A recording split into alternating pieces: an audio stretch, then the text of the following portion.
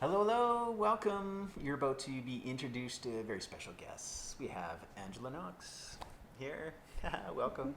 Thank And you.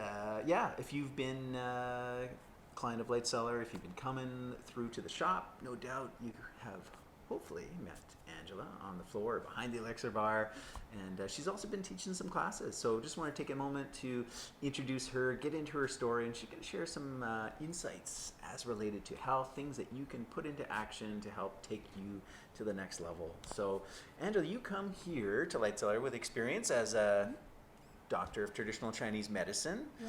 as a Wim Hofer, someone who embraces the cold, and many other talents and knowledge that you've built up over the years. So maybe just kind of a recap, tell us, how you got to where you are now and who you are, and yeah, we'll kind of get into it. Hey guys, I'm Angela Knox. I'm a doctor of Chinese medicine, Wim Hof method instructor, and yin yoga teacher. I've been doing some of these things for lots of years, and one thing that a lot of people that know me now don't know about me is that I healed myself from autoimmune disease, probably Lyme's disease, and that was a 17-year journey. So I went from being really athletic when I was in high school and outdoorsy to 17 years of weighing just over 100 pounds, really hypersensitive to foods, environment, everything, with not a lot of help in the medical world or even in the natural health world at that time. So when I decided to start offering programs here, I really thought about what I would have wanted. And so as a starting point, it's the power of the mind. And that was where my journey started to shift. So I think that's what we're going to focus on talking about today, but I'm open to questions about all of the things that I do. I'm pretty passionate and I live them all, and I'm just excited to have the opportunity to share some of that healing knowledge that I had hard won, kind of, so to speak. Yeah, you mentioned the journey with Lyme, which even as you phrased it, which I think was Lyme, right? I mean, it's such a challenge for people, and unfortunately is becoming more and more common. Yeah. And I think, kind of the golden thread, the silver linings that come of it is Stephen Buhner had said, that most people who end up on that journey end up becoming healers. Yeah. Because it's such a deep, intense process. I mean, you said 17 years? 17 years. Wow. Yeah. And I know several other people. It's a long journey, and it's I don't want to call it dark night of the soul. I'll let you describe what that is and could be. It is. It is, yeah. It is. I remember, and I say maybe Lyme's disease because I didn't do the formal testing, but all the people that I know that have been diagnosed, I can just see my journey in them. I can see it in their symptoms, in their faces, in their stories. There's things that you just get, and you're like, yeah.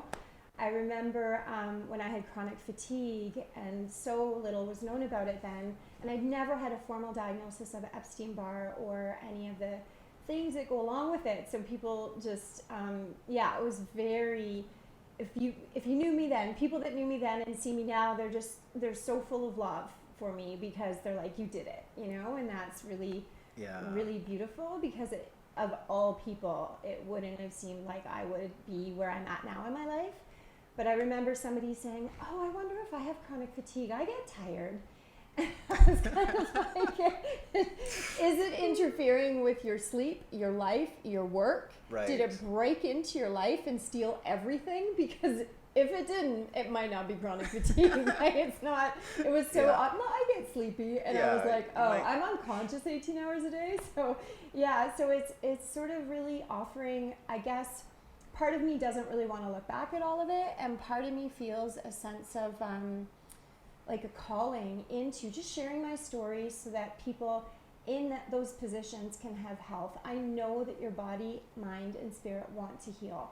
I know that, and it's not one clear-cut answer.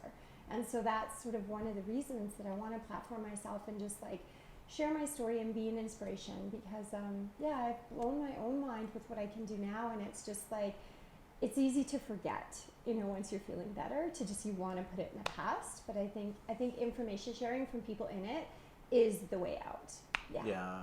Cool. Well, let's get into it. I think, I'm assuming what you're going to say is the most fundamental aspect to healing, right? So even as a doctor of traditional Chinese medicine, someone who does acupuncture, somebody that like takes herbs and, you know, helps other people with that path, unless you have this first part right, Yeah. you know, I can only imagine 17 years, again, like you said, like 18 hours a day, you're in bed, you're just like, you're taken out by whatever this is.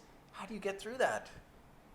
Yeah, so in the first part, I went on a camping trip in Algonquin, and when I came back, like within like the same afternoon, people with chronic fatigue often know like the day, the hour, the onset, and that's Right. how it was for me. So, and there were so many bugs up there, and so that's why and with symptoms, I think it's very possible it was like, you know, a Lyme's disease situation. And so I think in the beginning, and this was in the 90s, so it was looking out, you know, and going to my family doctor, who was a dear friend and a nutritionist. And I learned a lot from other people, but there was this fairy tale that I was entrenched in, that if I just did this. Right. And it became a situation that was almost felt like a little bit of blame or shame of like, well, why don't you just eat meat? Which I did, and it didn't cure me.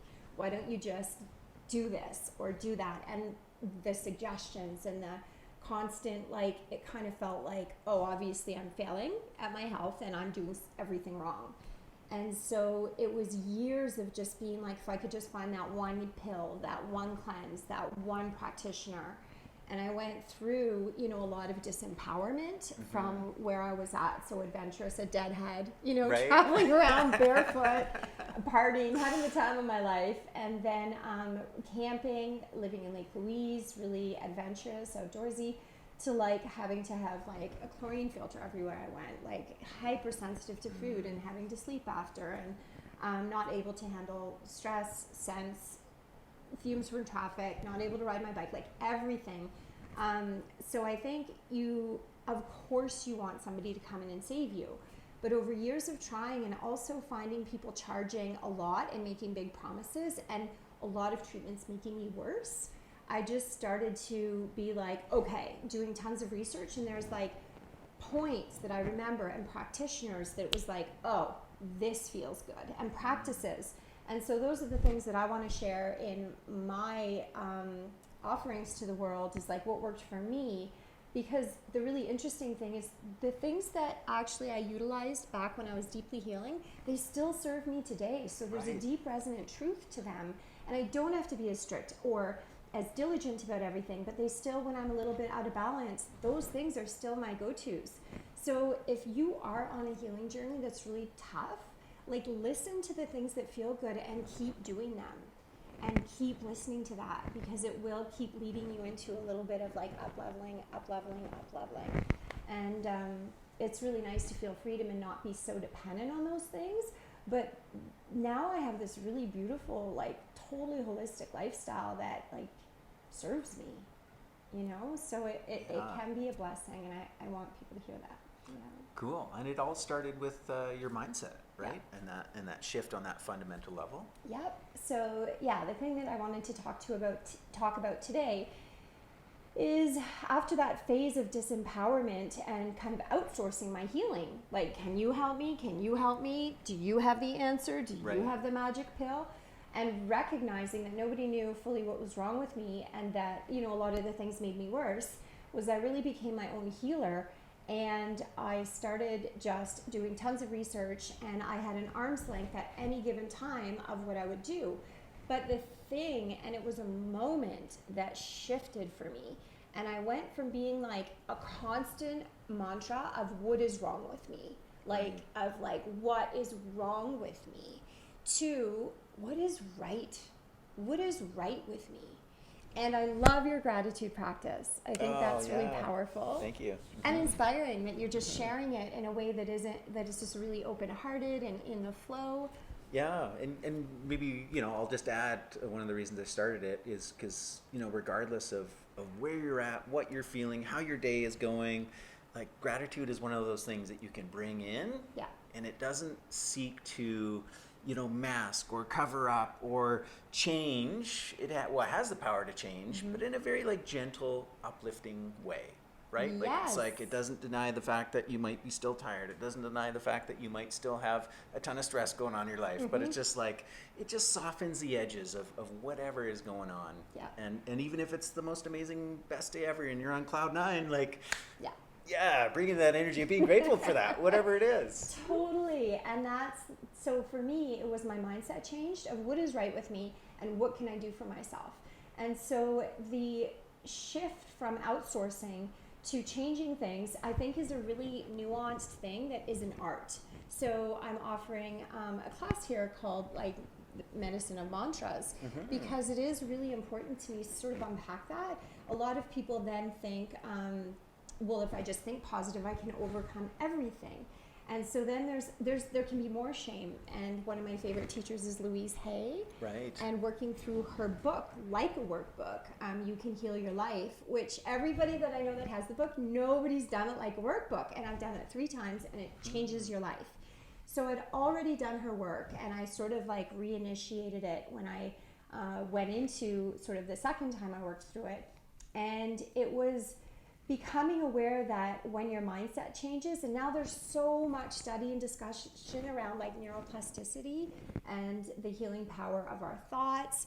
And it's exactly like you're saying, it's not to overcome or deny the other things, but it's to re-register and affirm to yourself that you are empowered. Like, I really believe that we are all on these journeys in these bodies, and it starts with a thought of like, I'm going to do something different, or I'm going to try this thing that I heard about, repeatedly, and staying open and letting yourself off the hook from having to know it all. But if you have that sort of open, juicy mindset and intention of like, I want to feel better, then you can start exploring things, and the feedback is so quick, so instant. From going to a yoga class, or I've gone to classes, tried substances that I've been like, no, I don't want that. You become so intuitive when you're deep into healing that's one of the gifts, and you learn to live with that, and that's changed my life. So the power of the mind and changing it from being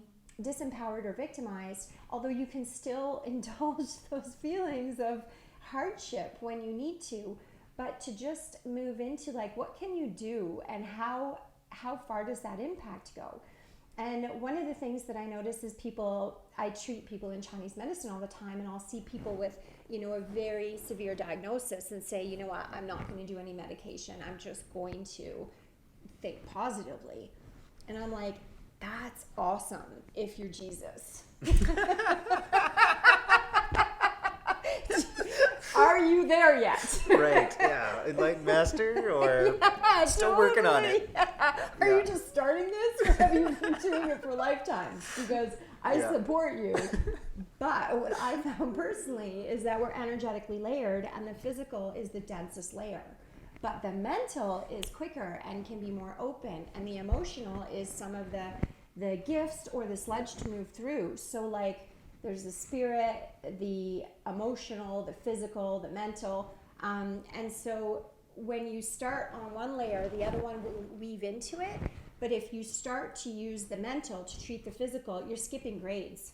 Like, I don't even know how many grades. So you need to treat the physical with the physical. And a great example is like the community of Canmore I live in. Right. A lot of the most extreme athletes have like some emotional stuff.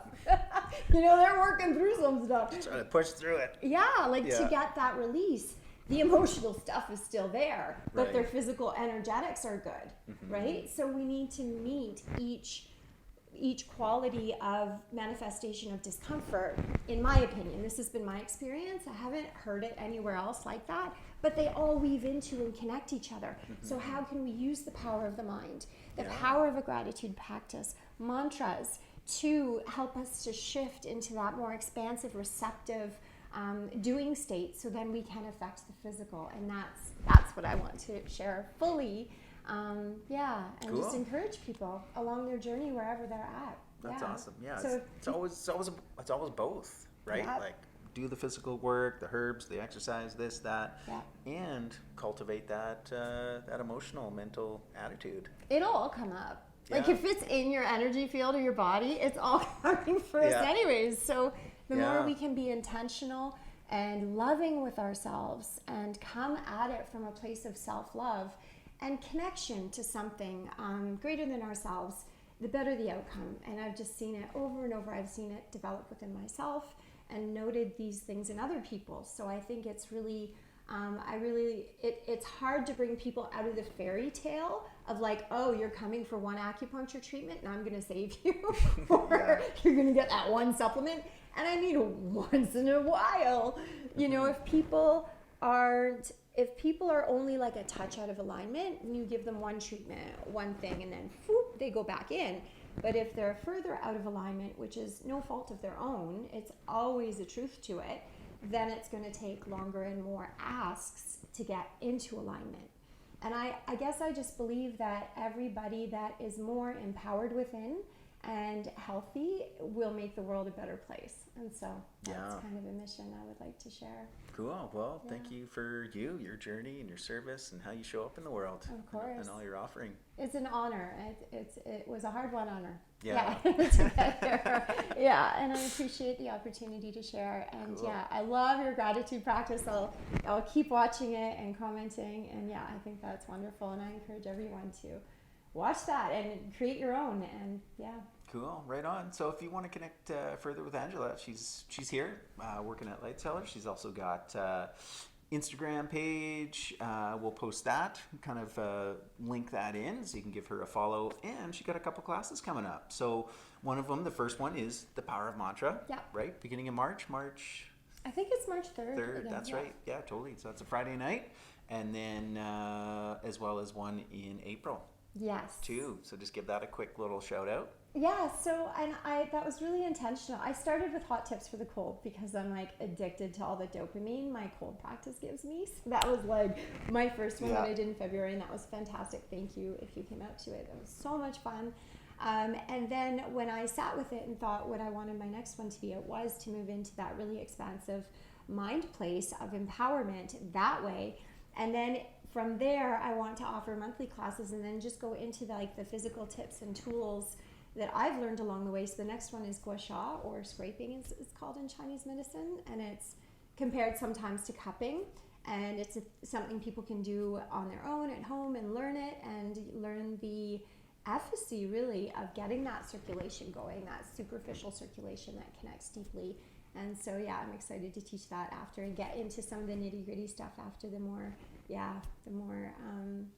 I don't know, I guess I'm just diving in to all the things I love. There may not be an exact straight line, but well, there's gonna be some gems you'll be sharing for sure. So all right, go to lightcellar.ca. You can check out that class calendar, see those 2 specific classes that Angela's sharing. And if you missed the hot tips for the cold, I'm sure we'll bring that one back. It was so well received, and it's obviously a very up and coming popular practice. You've been very well established in it for years, and everyone who came was like educated, inspired, and some were like right on it that next day. They were like it's amazing. I think cold everybody's exposure. heard about it by now and has a good practice, but there's so many people that really are just still bridging that. And so it's really fun to share that, and it's so much fun, you guys, honestly. Right on. Healing is really beautiful and expansive. So all right, cool. Well, thanks for hopping on. Thanks for sharing. Thank you, guys. And thanks guys for tuning in. Bye for now. Bye.